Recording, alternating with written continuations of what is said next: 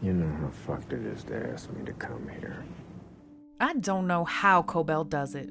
She has a way of backing people into a corner, treating them poorly, yet still getting them to do exactly what she wants, even when they know how messed up it is. She's special, a brilliant mind forged by trauma. She learned to use her wiles to climb beyond the class she was born into, to become more than just a swab girl. And we learned she's the architect of Severance, every piece of it born from her imagination. Hell is just the product of a morbid human imagination. Severance is her life's work, her magnum opus. But is Severance truly the creation of a morbid mind? Or is it the creation of someone desperate to escape suffering? Let's break it down.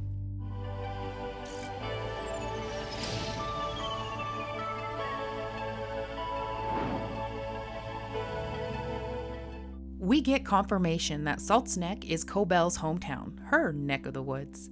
What was once a thriving Lumon industrial town is now run down, abandoned, like a ghost town.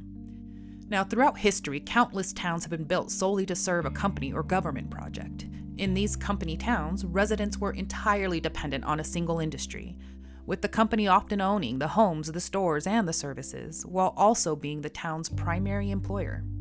These company towns were often placed near harbors for easy transport, like Gary, Indiana, founded in 1906 by U.S. Steel and named after one of the company's founders, Albert Gary. Sounds a lot like the towns of Kier and Salt's Neck, right? Now, Gary, Indiana had its own school system, the Gary Plan, which mixed academics with hands-on skills, sports, and work training, reflecting the town's values and ideals. Schools were often gender segregated, with boys learning trades and girls focusing on domestic skills. This too is a lot like Lumon, their Myrtle Eagan School for Girls, which also went beyond academics to instill Lumon's values in children. Cobel herself was president of Goat Husbandry, captain of field hockey, and praised for her fine use of mealtime condiments. Not only is Salt's Neck located in a harbor, it's in a cold, isolated area. Is this suggesting a connection to the location and the Cold Harbor file? Oftentimes, company and government towns were built in isolated areas for secrecy and safety. Los Alamos, New Mexico was chosen for its remoteness, making it ideal for secret government testing during the Manhattan Project.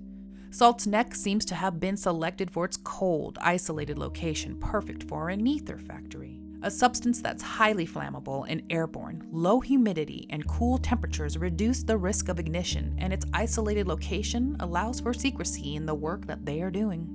If you lived in Salt's Neck, you worked at the factory, and there have been at least 2 generations of people that we know of working there. You know how fucked it is to ask me to come here. When Cobel first arrives, she finds her former colleague Hampton and asks him to meet her at the old Lumon Ether Factory. Old colleagues lift each other up. Colleagues. Child fucking labor. It's a really sad part of history, but child labor was the norm during the industrial age, the time of Kier and when he founded Lumon. By Cobel's time, laws had passed to stop it, but as we know, corrupt companies still secretly exploit children to this day. The isolated location of Salt's Neck helped keep these practices hidden and allowed for pretty fucked up working conditions. Oh, I haven't done that since I was 8. You ready to man the vat for 10 hours? Now, not only did children as young as 8 work long 10-hour days at a factory, they worked with dangerous substances and equipment, and I believe were allowed to, if not encouraged, to huff ether as a form of control. In the 1800s, ether was widely used for both medicinal and recreational purposes, most often used as an anesthetic, putting people in an almost hypnotic state, conscious but no memory or feelings of pain. But ether's addictive and dangerous properties, including respiratory issues and flammability, weren't fully understood at the time. In the US, people attended ether frolics, where doctors and academics showcased the effects of ether. It was often a mix of fun and entertainment, but also educational, with live demonstrations like dental work or even amputations. This sheds a whole new light on the temper frolic, doesn't it? We know Kier himself worked in an ether plant in his youth, and it seems likely he became addicted. Taming that temper means gaining control over his addiction. Now, ether is also more formally known as diethyl ether, a possible connection to the story of Dieter. In my video about the Ortbo, we discuss how Dieter is meant to represent Kier's coming of age. His drowning of Dieter in Woe's Hollow is him letting go of childish folly, growing up and getting serious. I think his ether frolics or addiction was a part of that childish folly. You know Drummond's frolic tattoo? In context, it kind of reminds me of when people get a tattoo to commemorate their sobriety, conquering addiction. In the 1800s, ether addiction also spread across Europe and Russia, even affecting children. It became so common that Tolstoy referenced it in War and Peace, describing a character's room reeking of Hoffman's drops, a popular mix of ether and alcohol. For those deep in the throes of addiction, it leads to more pain and suffering, and for many, it leads to an early death. You're higher than a bearded vulture. Building on the Tibetan Buddhism connection from episode 8, there is a Buddhist practice where corpses are fed to the vultures, what's called a sky burial, representing returning the body to earth, the vulture being the agent of transformation, turning the body into nourishment for other beings. Lumon is the vulture, an agent of death. The ether transformed the people of Salt's Neck into lifeless shells, their bodies fueling the Eagan's ambitions. For Cobel as a child, ether blocked out the memory of the harsh conditions she worked with manning the vats at Lumon. I think it ultimately was her inspiration for Severance. Now, did you know that ether is also known as sweet oil of vitriol? Kind of like the title of this episode. Ether production starts with vitriol, a chemical compound made from sulfates, basically salt, from different metals and minerals. Vitriol has been studied for centuries, and ancient alchemists believed it had magical properties. They even created an acronym from the word that represents their guiding motto. Now, I'll spare you from trying to say this in Latin, but translated into English, this means visit the interior of the earth, and by purifying yourself, you will find the hidden stone. This is where the term Magnum Opus comes from. The ultimate goal of alchemy, the great work, was to create the Philosopher's Stone. And it started with finding the right vitriol. The Philosopher's Stone could turn metals into gold, create a new universal cure, or even grant immortality. We talked about Tibetan Buddhism and Chakai Bardo in my last video. If you missed it, go check it out. But to add to the idea of Chakai Bardo, Buddhists have their own version of the Philosopher's Stone, called Chintamani, a luminous pearl that grants wishes, cures ailments, and leads to enlightenment. It's seen as a pearl of wisdom, a light of clarity in the mind. The ether made at Salt's Neck, the sweet oil of vitriol, is the Philosopher's Stone, a path to Cobel's luminous mind, the Magnum Opus resulting in the Severance chip, offering relief from pain, enlightenment, peace, and perhaps even immortality. It's an oxymoron of sorts, a substance that smells sweet, induces euphoria, relieves pain, and opens the mind, yet is deeply addictive and harmful. As we see with Cobel's mother and the people of Salt's Neck, ether ultimately destroys lives. Much like Gary, Indiana, when the steel industry collapsed, so did the city, and Salt's Neck has faced a similar fate. Lumon destroyed this town. There was no town before the factory. Sissy's right that there wouldn't be a town without Lumon, and Cobel likely wouldn't have had the same opportunities, the exposure to her Philosopher's Stone, and the creation of her life's work in Severance. Everything that you have, you owe back to the Eagans as fealty. The ether, the sweet vitriol, is symbolic of Cobel's relationship with Sissy and the Kier cult. What represents itself as good and uplifting is, at its core, destructive. It's also a reflection of the story from last week's episode, Tolstoy's The Death of Ivan Ilyich. I would have cared for her myself had I not been at school. Your studies were more important. Like Ivan Ilyich, Cobel threw herself into school and work, isolating herself from her family, even missing the chance to see her mother one last time before she died. I didn't even get to say goodbye. In the end, the Eagans discarded her without hesitation, taking her life's work. The sweet illusion is gone, and Cobel's left facing the cold, hard truth. She pretty much abandoned her mother, and for what? It would seem all sense of loyalty is shattered, and she's on a mission to set things right, claim the credit for Severance, and regain control. And one more thing about vitriol. It also means cruel, bitter criticism, bringing a whole other meaning to sweet vitriol. Again, an oxymoron. It's hard to imagine how harsh words could ever be sweet, but that's exactly how Lumon operates. They train their managers to talk this way, doublespeak, thinly veiled threats disguised as praise. I Mr. Grainer sits with Kier now, and I imagine they're both very satisfied with you. This will mean using your time well, focusing on your own duties, and eradicating from your essence childish folly. And if we didn't hold you in such high esteem, we wouldn't be making this generous offer. It's all about control, manipulation, and making people feel small to prevent them from seeing the truth. We also get confirmation that the Wintertide Fellowship Miss Huang is pursuing is a scholarship for students from Myrtle Eagan School for Girls. Cobel was awarded this honor along with valedictorian, highlighting her intelligence and ambition. And the year Cobel won all these accolades was the year of the Wiles, one of the 9 core Lumon principles. On Sissy's shrine, we see these tarot-looking cards with Wiles.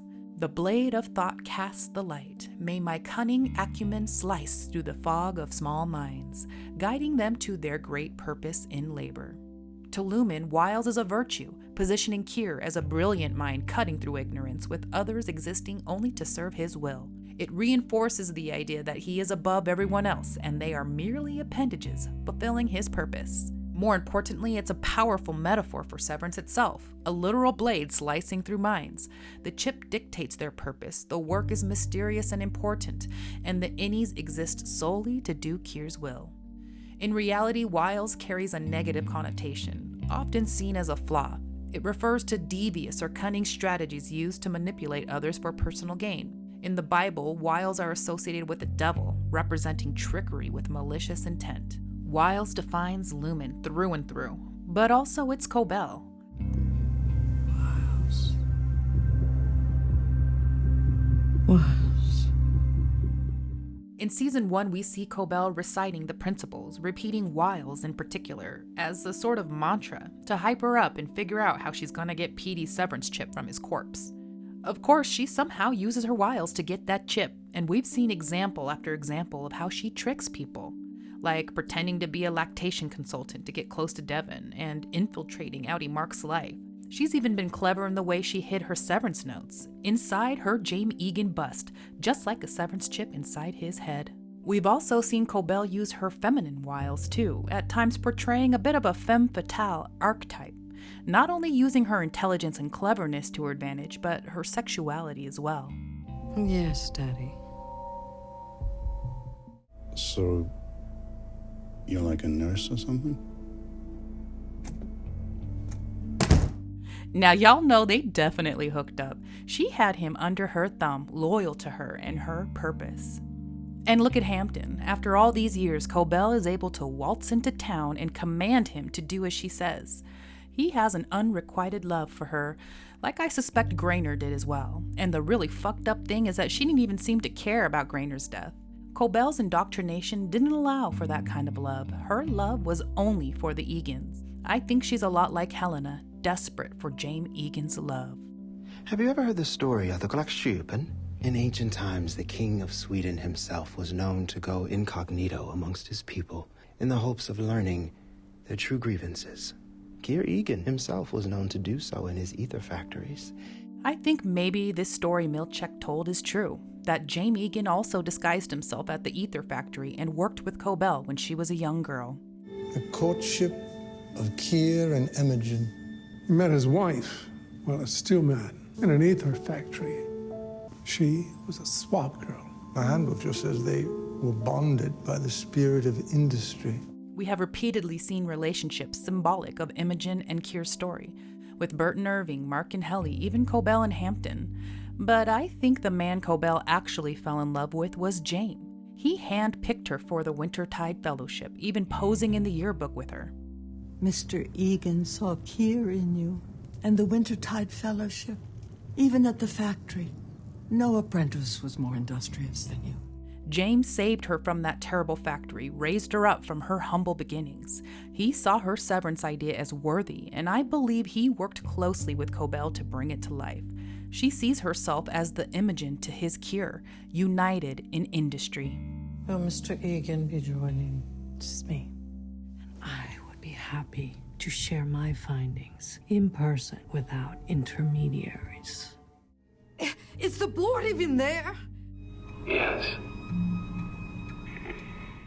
We see several examples throughout the show where, at a glance, it seemed like Cobel was overstepping, but looking back now, I think it wasn't out of the norm for her to meet personally with Jame. I believe because of their connection, she used to have more freedom and control of running Severance. She used to use her wiles to get away with breaking the rules.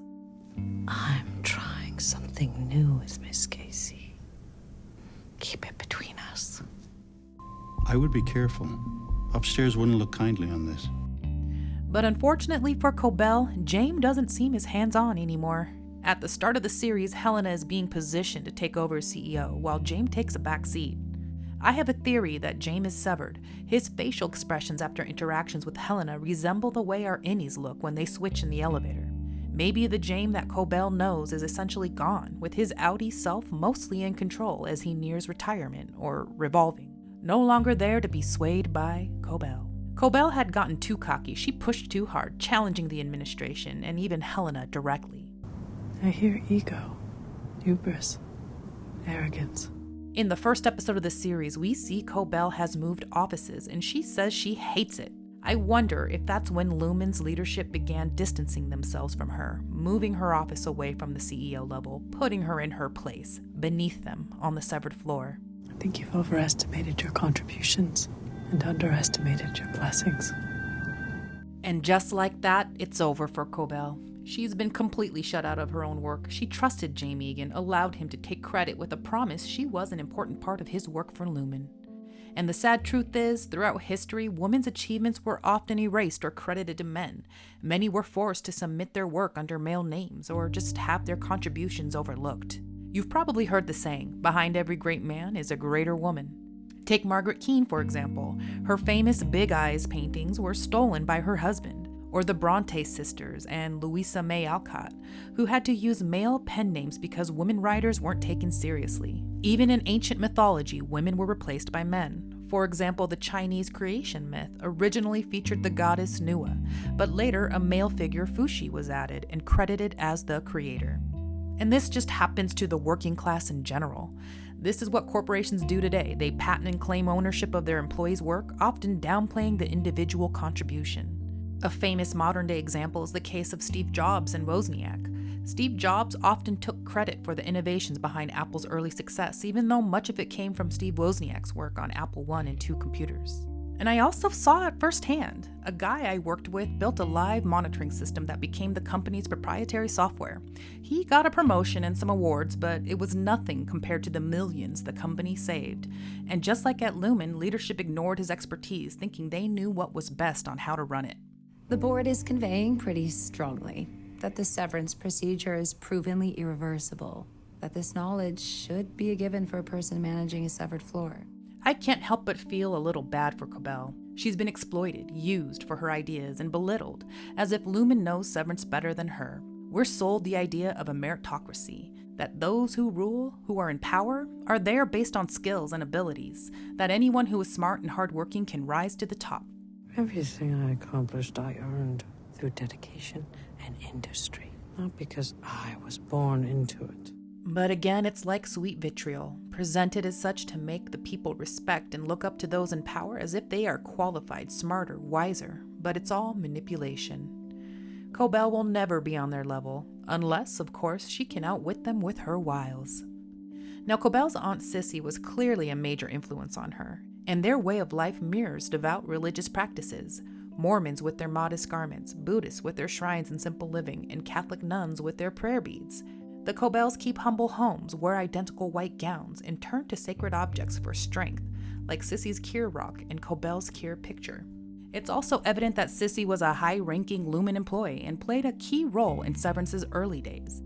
Her familiarity with OTC and her ability to grasp the science in Cobel's notebook suggests that genius runs in the family, that Cobel also learned science from Sissy. As adults, their relationship is contentious. Sissy is even willing to betray Cobel to Drummond and the Eagans. Why do you bring nothing but woe into my life? Now it is you who cursed this house with woe. And Cobel blames Sissy for her mother's death, and I think feels resentful for her upbringing as well. We see that in the past, Sissy won the Quarterly Striver Award at Lumon as the Youth Apprentice Matron. But now in the present, she's labeled as a pariah, shunned by the rest of Saltsneck. I do not want that puff peddler. On my property! You gave him his thirst for it! Sissy was in charge of the children laborers at the factory, or as Lumon calls them, apprentices. To be a striver means persistence, ambition, and success in meeting goals, and it would appear she even allowed, perhaps encouraged the children to take ether, pushed them to work long hours, all in the name of Kier. She's an outcast now because of this. The people at Salt's Neck are still suffering from what she's done. Cobel is still suffering. And to Sissy, Cobel was supposed to be her perfect prodigy, someone she could be proud of who lifts their family up within the ranks of the Eagan cult. But Cobel left, Lumon left, and she was left with nothing. What have you done, little mouse? My flower. I tried to help you grow, but now I see you are a weed. Sissy implies that Cobel has always had a wily nature. A mischievous little mouse, a weed sneaking its way amongst the flowers. Last episode, we talked about the metaphor of the thistle in Tolstoy's story of Haji Murad. The thistle is a flower, but also considered a weed, invasive and harmful to other plant life, like how Sissy sees Cobel. But despite the thistle's hardiness, it can be crushed by a greater power. You don't value me. You fear me. We fear no one. It would seem that no one stands a chance against Lumon, but Cobel is not going to just lie down and die. I intend to finish the work that I started.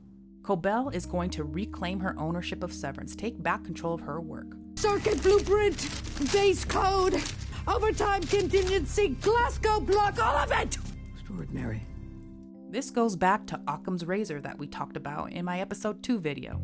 It's tied to the principle of ECREE from Carl Sagan, that extraordinary claims require extraordinary evidence. Now that she's recovered her notebook and is about to team up with Mark, she seems to have the extraordinary evidence she needs to make her claim. This show doesn't fail to surprise me. I think we're all a bit shocked to find out it was Cobel who created Severance. This changes so much for her character development, and looking back at season 1, it just makes so much sense. It explains how she was able to so quickly and quietly retrieve the severance chip from Petey's corpse at the funeral, and why she was so confident pushing her findings of reintegration. She knows the science. There were a few scenes that I wasn't quite sure how to interpret, though. For example, when Cobel and Milchek watch Mark and Miss Casey's wellness session. It means the chips work. It's a win. At first, she seems in awe, anticipation of what might happen, but then she looks disappointed when Milchek mentions she should be happy that the chip is working. You were right, Harmony. We should celebrate. And Grainer, he says she should be celebrating they have proof of reintegration. But why? I wonder if she wants reintegration or has other ideas about how to use Severance. Maybe even as a way to relive past memories, to be able to see her mom again. This episode really flipped the script, and I'm excited to see where Cobel, Mark, and Devon's partnership goes. But I want to hear your thoughts on all this. Do you think she's truly switched sides? Or will she continue to use people for her own goals? We also saw Cobel litter her water bottle trash at Salt's Neck.